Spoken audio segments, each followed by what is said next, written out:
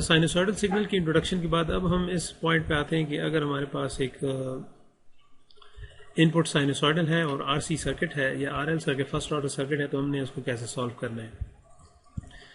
तो ये एक साइनसॉइडल इनपुट है, आरएल सर्किट है, और अपने इसको सबसे पहले जो काम होता है हम वो डिफरेंशियल इक्वेशन लिखते हैं। फेजर्स आर लाइक वेक्टर्स, ये हम बाद में इस पर डिस्कस करेंगे। पहले हम ये देखते हैं कि अगर हम इस पे अप्लाई करें KVL, तो voltage minus voltage across resistor minus source voltage plus voltage across resistor plus voltage across inductor is equal to 0। तो जो सोर्स वोल्टेज है इट्स साइनसॉइडल सिग्नल, तो minus VM cos of omega t plus I of R, ohm's law लगाएंगे IR into t, plus voltage across inductor is LdI by dt। तो इस equation को shuffle कर लें, this is the differential equation. So the next thing is that we have to find the solution of a differential equation. So and that is actually the solution of a differential equation is actually the current we want to find. So we'll again assume the solution based on the fact that this is an LTI system. It's a linear system that no additional sinusoids are introduced. The frequency, यानी जो input frequency है, output frequency will also be the same. अगर output frequency में नई frequencies आ जाएं then this is a non linear system. चूँकि inductor और रेजिस्टर जो हैं ये लीनियर सर्किट एलिमेंट्स हैं, तो they should not change the input frequency at the output may be, और may be current in the inductor should not change the frequency of the signal. So we will come to this conclusion that what is the sinusoidal steady state analysis, or what is the sinusoidal output for this input, which is actually the current in the inductor, or maybe in the resistor, or maybe in the circuit, whichever you think. So suppose I of t is the solution and I of t input to the sinusoid hai, so I of t is the output and output is also a sinusoid. We can write the sinusoid as a I1 cos of omega t plus I2 sine of omega T. I1 और I2 इसलिए लिखे कि इसमें sign को sign दोनों हो सकते हैं, या अगर जनरली आप लिखें तो I of t is equal to k cos of omega T plus beta. Mathematically आप इस तरह लिखते हैं, लेकिन चूंकि हमारे पास ये करंट है इसलिए current will have some amplitude and it will have some frequency. चूंकि इनपुट की फ्रीक्वेंसी ओमेगा टी है, so we can not change this thing, so this will remain omega T and we will have some also phase shift है। We want to claim now that sinusoidal steady state output, this is the sinusoidal steady state output, और इस पे हम काफ़ी ज़्यादा इस पे हम एक बहुत ही important judgment भी करेंगे। Based on this linear system है, हमने ये यहाँ पे output ये assume किया कि output में जो linear time या linear system है, it will only change the amplitude and the phase। यानी इसका मतलब है कि आउटपुट जो है वो उसका या तो एम्पलीट्यूड कम ज़्यादा हो सकता है या स्केल्ड होगा। इनपुट का VM है तो इसका IM, it is some number may be, and और it will have some phase shift. Phase shift अभी हमने देखा था कि phase shift is moving right और लेफ्ट। चूँकि ये रियल सिस्टम है, अगर आप इनपुट देंगे तो output will be later on present here, so this theta will be actually a minus sine. So minus this would be a minus sign here somewhere. Okay, तो ये sinusoidal response है, sinusoidal input है। Sinusoidal response ये कहता है कि जो linear system है वो सिर्फ एम्पलीट्यूड और फेज शिफ्ट लेके आएंगे, फ्रीक्वेंसी तब्दील नहीं करेंगे। और अभी हम ये देखेंगे कि काफ़ी टीडियस स्टेप्स हैं या काफ़ी लंबा प्रोसीजर है फर्स्ट ऑर्डर के लिए। अगर आप ये सोच लेंगे इसमें कम्प्लेक्स सर्किट हो या मजीद रजिस्टर या कुछ ब्रांचेस हों, then it will be a very problematic procedure. So we will, based on the observation of this output, we will actually make some conclusion, and from those conclusion we will do some more we'll come to some simplified method. अब ऐसा है कि ये हाँ, हम बजाय से कि ये assume करें some k, we will say that I is actually the peak value, maybe I maximum, and k cos omega t, और बीटा जो है वो एक्चुअली वो हमारा थीटा है। तो just for the sake of relating A and two हमने assume किया था और ए हमने कहा इसकी कम्पैक्ट फॉर्म है, तो हम ए और टू को रिलेट करना चाहते हैं। तो अगर फर्ज करें आप इसको एक्सपेंड करें, ये जो जनरल फॉर्म है K cos of omega T plus beta को, तो ये आइडेंटिटी है cos alpha cos beta sine beta minus. तो जब आप इसको इसको एक्सपेंड करेंगे by using this identity here, A को एक्सपेंड करें तो you will get this thing K cos of omega T cos beta minus sine of omega T sine beta. Alpha और बीटा जो है वो सॉरी ये जो बीटा है दिस इज एक्चुअली ये angle and it is actually ये number which is a constant. So k cos of beta is actually k1 and k sine of beta is actually k2. So I can say that I of t is actually k1 cos of omega t plus k2 sine of omega t. तो बजाय इसके कि हम k1 और k2 कहें, we have used I1 and I2. So जी अस्सलाम वालेकुम। तो ये जो आई ऑफ टी है k1 cos of omega T plus k2 cos sine of omega T, so इसके बजाय हम ये जो ऊपर वाला है मतलब दोनों को k1 k2 दो कांस्टेंट है उनकी जगह I1 I2 इस्तेमाल कर सकते हैं। तो इसी तरीके से जो जनरल सोल्यूशन है कम्पैक्ट सोल्यूशन वो हम im cos of omega T plus theta इस्तेमाल कर सकते हैं, बजाय इसके k और बीटा इस्तेमाल करें यहाँ पे k1 k2 के बजाय I1 I2 इस्तेमाल कर सकते हैं। So our main differential equation solution would be like this और कम्पैक्ट फॉर्म में ये होगा। तो अब अगर ये I1 ये जो सोल्यूशन 2 हमने एज्यूम किया है जो एक्सपेंडेड फॉर्म है वो जो है अगर सोल्यूशन है तो डिफरेंशियल इक्वेशन को सेटिस्फाई करना चाहिए। तो क्या हो गया आर आई ऑफ टी, ये जो रेजिस्टर के क्रॉस वोल्टेज है L D I by D T, ये इंडक्टर के क्रॉस वोल्टेज का जो करंट था प्लस सोर्स वोल्टेज। तो इसको अगर आप एक्सपेंड करें और कंपेयर करें राइट हैंड साइड से, तो कॉस ऑफ ओमेगा टी का एम्पलीट्यूड क्या है वीएम, तो यहाँ पे एम्पलीट्यूड क्या है कॉस ऑफ ओमेगा टी का जो लीडिंग कोफिशिएंट है वो I1 R plus omega L I2। तो वो हमने उससे एक इक्वेशन बना ली, ये इक्वेशन 1 है। इसी तरीके से जो ये जो दूसरा कोफिशिएंट है साइन, यहाँ पे चूंकि इसका कोफिशिएंट यहाँ पे नहीं है तो उसका मतलब 0 है, तो I2 R minus L omega I1 is equal to 0। Right side पे कोफिशिएंट नहीं था, 0 से कंपेयर किया। तो इसमें चूंकि हमने मालूम करना है अब I1 और I2, सो I1 और I2 जो है वो हमारा actually they will bring up the solution. तो ये दो इक्वेशन है, दो अननोन है, तो सिर्फ I1 I2 अननोन है। तो यहाँ से I1 I2 मालूम कर लिया इन दोनों को शफल करके, और I2 को एक्चुअली यहाँ पे शफल किया इन टर्म्स ऑफ I1 लिखा और उसको 1 में डाल दिया, तो जिससे हमें I1 और I2 दोनों निकल गए। तो अब I1 और I2 चूँकि हमारे कांस्टेंट थे तो वो हमने दोबारा सोल्यूशन में डाल दिए। इसमें I1 यहाँ पे इंसर्ट कर दिया, I2 यहाँ इंसर्ट कर दिया, तो वो आ गया जी I of T is equal to ये I1 आ गया। ये जो है ये I1 आ गया और ये I2 आ गया। अब चूँकि हमने कम्पैक्ट फॉर्म भी लिखी थी तो हम कम्पैक्ट में भी इसको रिप्रेजेंट करना चाहते हैं। तो कम्पैक्ट फॉर्म से हम चूँकि काफ़ी कंक्लूजन निकालना चाह रहे हैं, तो हमने देखा कि जो जनरली हमने जनरल सोल्यूशन था वो जो एज्यूम किया था वो एक्चुअली ये था कम्पैक्ट फॉर्म का। तो उसको हमने मॉडिफाई करके हमने कहा था कि ये उसकी पीक वैल्यू है actually I m cos of omega T plus theta. तो इसको हम एक्सपेंड कर दें तो ये आ जाता है I m cos of omega T into cos of theta plus sine of omega T sine of theta. अब चूंकि हमारे पास कम्पैक्ट फॉर्म में जो अननोन्स हैं एक्चुअली वो मैं ये हाईलाइट कर देता हूँ, एक I m है और एक थीटा है। तो हमने क्या करना है I m cos of theta को एज्यूम कर लिया, I m जो इसको अंदर एक्सपेंड करें I m into cos of theta is actually I2 से कंपेयर कर लिए I2, और इसी तरह I m साइन थीटा ये एक I1 से कंपेयर कर लिया, यानी जो यहाँ पे आ रहा था वो I1 से कॉस ओमेगा टी है, ये कॉस ऑफ ओमेगा टी है, इसके साथ I m cos थीटा है तो हमने I1 से कंपेयर कर लिया।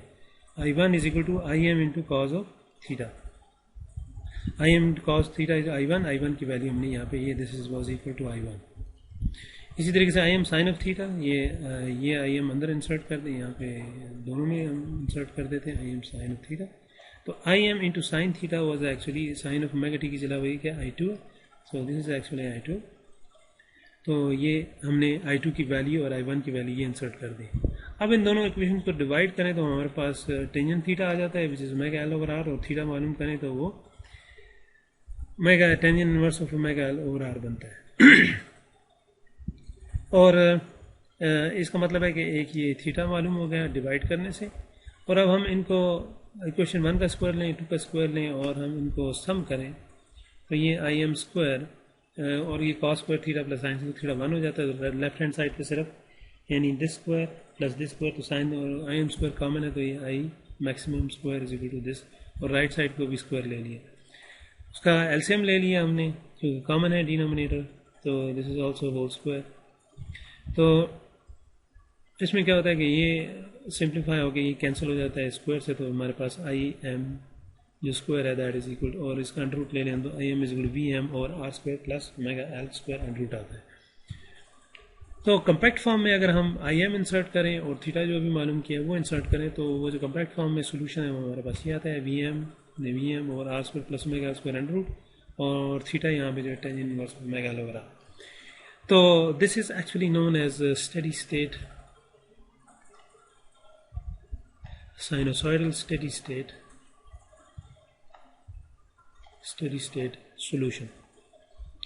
इसका मतलब ये हुआ कि किसी भी सर्किट को, लीनियर सर्किट को, अगर आप इनपुट एक साइनसॉइड देंगे तो आउटपुट जो है वो किसी भी एलिमेंट में आप मालूम कर रहे हैं, तो आउटपुट फॉर एग्जांपल इस केस में करंट इस एलिमेंट में कितना है, तो वो भी इनपुट हमने देखा था कि इनपुट हमारी जो थी वो थी I of t was the input, V of t was the input, V of t was the input, it was equal to Vm cos of omega t। तो जो आउटपुट है उसमें आप देख सकते हैं कि जो ये है cos of omega t ये आउटपुट पे भी है। अब Vm के बजाय Vm is scaled by r square plus omega square under root, and also the it is shifted by this one, so it means that it's always in the sinusoidal steady state solution and the input and the output would also be of the same frequency but only the scale, so this is actually the scaling because Vm, R or omega L they are numbers, so this is a scaling factor, and this angle is actually the phase shift, and phase shift also corresponds to time shift or time shift. So output is a scale and shifted version of the input. That is the conclusion from the solution of the differential equation. चूँकि ये एक lengthy procedure था जिसमें हमने ये मालूम किया, तो हम और कम्प्लेक्स सर्किट के लिए तो ये मज़ीद लेंथी हो जाएगा। तो एक आरसी सर्किट है जैसे फॉर एग्जांपल ये है, तो हम ये करेंगे कि बजाय इसके कि वी एस ऑफ टी एक साइनसॉइडल सिग्नल लें, हम ये अज्यूम करेंगे कि वी एस ऑफ टी जो है वो एक कम्प्लेक्स एक्सपोनेंशियल सिग्नल है। तो complex exponential signal for example हमारी input 12 cos of 120 pi T है, तो हम ये अज्यूम करेंगे कि ये 12 E raise to power J 120 pi T है, क्योंकि इसका रियल पार्ट जो है वो एक्चुअली कोसाइन है और इसका इमेजिनरी पार्ट साइन है। तो कम्प्लेक्स एक्सपोनेंशियल को मैं थोड़ा सा एलेबोरेट कर देता हूँ कि कम्प्लेक्स एक्सपोनेंशियल ये दो फिगर्स मैं दिखा रहा हूँ कि complex exponential is actually this signal cannot be generated so this is a mathematical concept, but this help us a lot to solve the equation more easily. तो क्या है complex exponential? ये जो length of the vector है that is the amplitude of the complex exponential, और जो phasor यानी जो angle है x axis से that is actually the angle here in the complex exponential. So phasor can be represented by a vector of length a and angle phi which is from the x-axis and it is rotating with a frequency, it's a rotating phasor। चूँकि ये rotate कर रहा है हर वक्त, तो ये जो y value है और x वैल्यू ये तब्दील हो रही होंगी। यहाँ पे आप देख सकते हैं कि y वैल्यू इज एग्जैक्ट, अगर फर्ज करेंगे वेक्टर यहाँ पे पड़ा हो तो उसकी x वैल्यू 0 होगी और y वैल्यू और ये वेक्टर की वैल्यू एक ही होगी। यहाँ पे पड़ा हो तो उसकी x वैल्यू ये होगी और y वैल्यू जो हाइट है this height would get to 0। Similarly in the other direction you can project that. तो इसका मतलब है कि एक फेज़र जो रोटेट हो रहा है इस यूनिट सर्कल पे, चूँकि इस केस में, हमारे केस में हमने उसकी वैल्यू अगर 1 ले लें तो यूनिट सर्कल बन जाएगा, और अगर इसकी वेक्टर की लेंथ a कर लें तो ये यूनिट वेक्टर स्केल हो जाएगा a से, but we are considering if this is 1 so then it's a unit circle. तो इसको अगर rotating phasor is actually a complex exponential with an amplitude a which is the length of the vector. It's a peak value of cosine. Actually ये देख लें peak value of the cosine है या peak value of the sine है. इसको मजीद मैं explain करने के लिए ये वाली फिगर मुझे सही लगी है कि अगर ये कम्प्लेक्स एक्सपोनेंशियल जो है ये रोटेट कर रहा है, तो अगर फर्स्ट करें यहाँ से रोटेशन स्टार्ट हुई है तो इमेजनरी पार्ट जो है यानी वाई एक्सिस अगर जे ओमेगा हो या imaginary of J omega T हो तो then this is the sine wave. और अगर इसका जो एक्स एक्सिस ये है और अगर इसका वाई एक्सिस रियल पार्ट हो, रियल पार्ट जो है वो तो फर्स्ट करें ये एक्स ऑफ टी है, ये जे एक्स ऑफ टी हो गया, ये जे आई एम जो भी इसको कहने नाम दे दें. तो रियल पार्ट पे यानी रियल एक्सिस पे प्रोजेक्शन करें वेक्टर की, दिस साइन सिग्नल, और इमेजिनरी पार्ट पे अगर आप इसको प्रोजेक्ट करें it's a sine signal. So the rotating phasor is actually ये अर्लियर आइडेंटिटी किया है, ये इज टू जे फी और ये J omega T is equal to cos of omega T plus ये कॉस ऑफ ओमेगा टी ये हो गया प्लस जे साइन, ये नहीं ये जे है, Y axis is actually J and this is sine of T. तो अगर हम कम्प्लेक्स एक्सपोनेंशियल एज्यूम कर रहे हैं तो उसका अगर आखिर में हम रियल पार्ट एक्सट्रैक्ट कर लें तो will get the cosine part and imaginary part को हम निगलेक्ट कर देंगे. And that is what we are going to do in this part here कि हम इनपुट हमारी चूंकि रियल है, कोसाइन सिग्नल है, लेकिन हम उसको कम्प्लेक्स एक्सपोनेंशियल एज्यूम कर रहे हैं. कम्प्लेक्स एक्सपोनेंशियल में क्या है कि इनपुट अगर e raised to 12 e raised to j120 pi t है तो जो आउटपुट है फर्स्ट करें आई ऑफ टी मालूम करना है तो वो भी हम क्या करेंगे I E raise for 120 J pi T हम एज्यूम कर लेंगे. तो जब आपने I of T complex exponential assume किया तो इसका डिफरेंशियल जो है क्वाइट ईजी. तो अगर हम ये डिफरेंशियल इक्वेशन वही वाला सर्किट है, इसमें आर एल सर्किट है, सॉरी आर सी सर्किट है, उसमें आर एल सर्किट था. तो ये हमने डिफरेंशियल इक्वेशन लिखी, तो differential equation is end up into this one. तो I is actually C D V upon D T. तो अब डिफरेंशियल जो है वो V वोल्टेज जो है वो ये यहाँ पे आ जाएगी. तो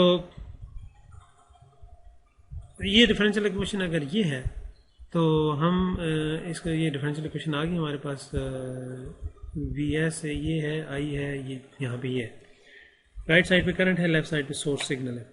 तो सोर्स सिग्नल जो है वो हमने एज्यूम कर लिया कम्प्लेक्स एक्सपोनेंशियल है. तो अब फेजर क्या है actually? Phasor is a complex number which can be represented by a magnitude and the angle. So the magnitude is actually the peak value of the phasor. Peak value of the sinusoid is also the one of the part. So यानी complex exponential एक phasor है और phasor can be represented by, यहाँ पे चूंकि मैं इसको phasor को रिप्रेजेंट करने के लिए टिल्डा इस्तेमाल करूँगा जो कि रिप्रेजेंट किया जा सकता है मैग्नीट्यूड और एंगल से. मैग्नीट्यूड किसका?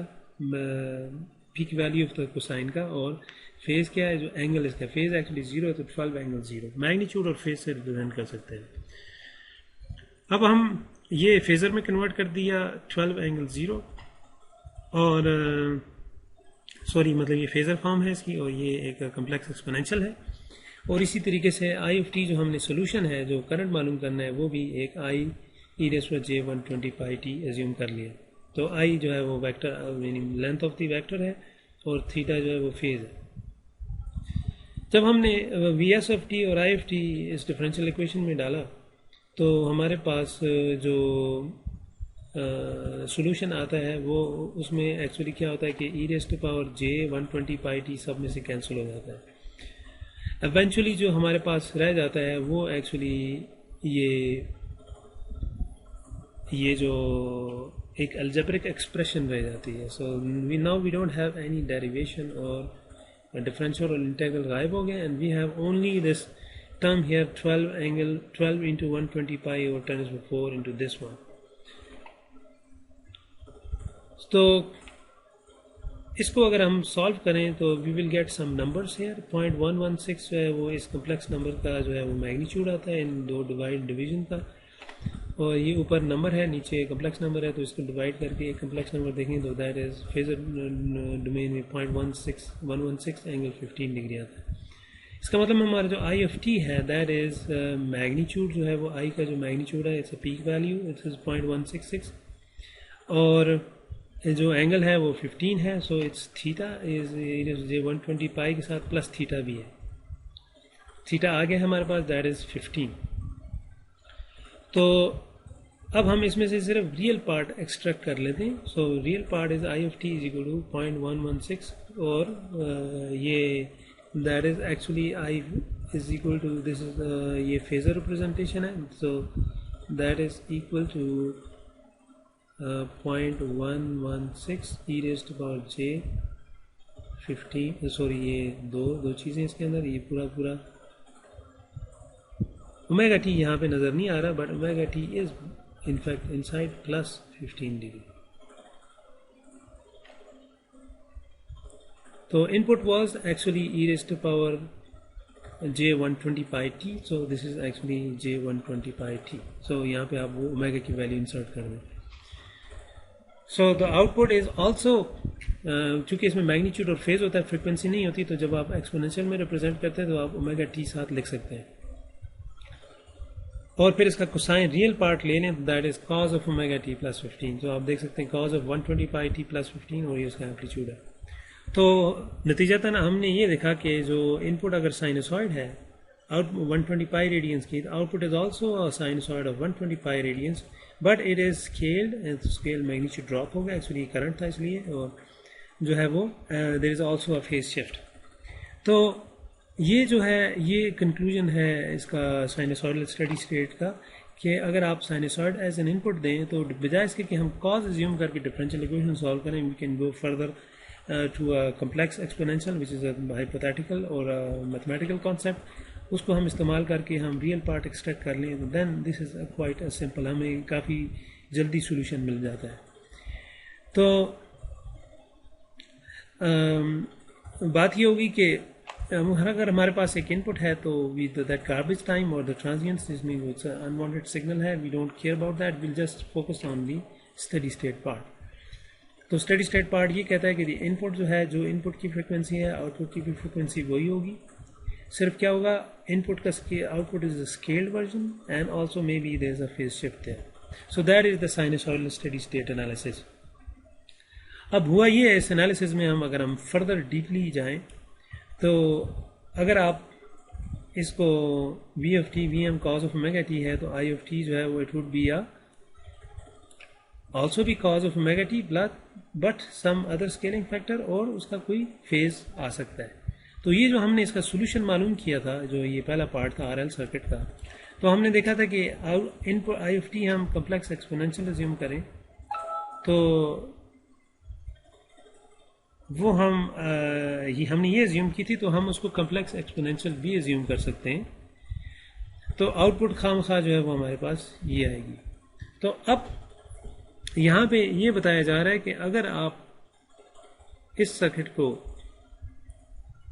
सो दिस इज यानी ओमेगा अगर ज़ीरो हो, यानी एक डीसी यहाँ पे सॉरी यहाँ पे जो चीज़ मैं दिखाना चाह रहा था वो ये थी कि अगर जो है वो इसकी इंडक्टेंस ज़ीरो हो, फर्स्ट करें इंडक्टेंस हम ख़त्म कर देते हैं, ये इंडक्टेंस नहीं है, वो सिर्फ आर सर्किट है, तो हम ये देखेंगे कि it's V M over are.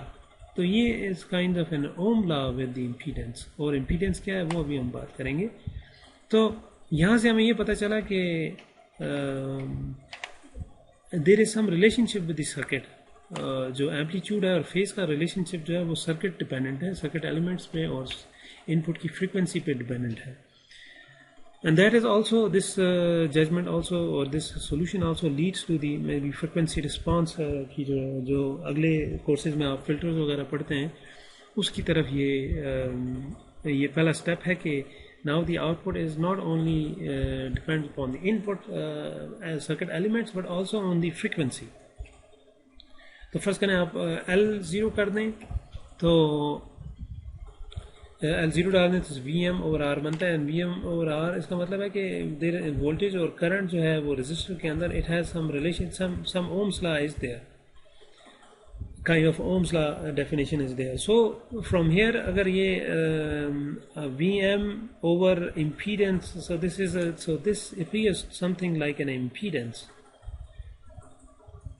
so VM over Z. So इसका मतलब है कि हम बजाय इसके कि पूरे सर्किट को सॉल्व करें इनपुट को साइन एज्यूम करके, it would be a very lengthy process, या कॉम्प्लेक्स एक्सपोनेंशियल एज्यूम करें, that will also will require time.